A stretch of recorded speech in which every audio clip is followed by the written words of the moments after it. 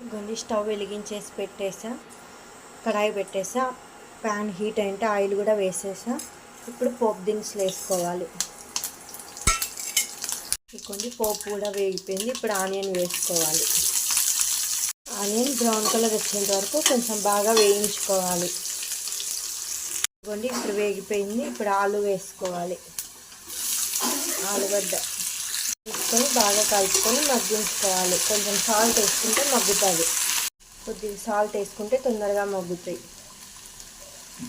బాగుందా అండి? స్టీల్ కడాయి, అడుగు కూడా మాడదు, బాగుంటుంది. అడుగు కూడా అంటదు.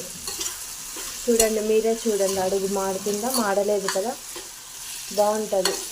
500 600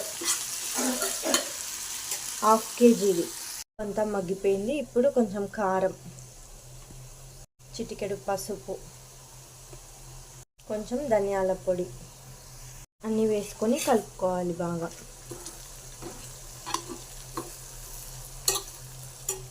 ఇప్పుడు కొంచెం గరం మసాలా లాస్ట్లో ఫైనల్గా వేసుకుంటే ఇంక కర్రీ రెడీ అయిపోయినట్టే. కలిపేసుకున్నా ఇంక కర్రీ రెడీ అయిపోయింది. వీడియో నచ్చితే సబ్స్క్రైబ్.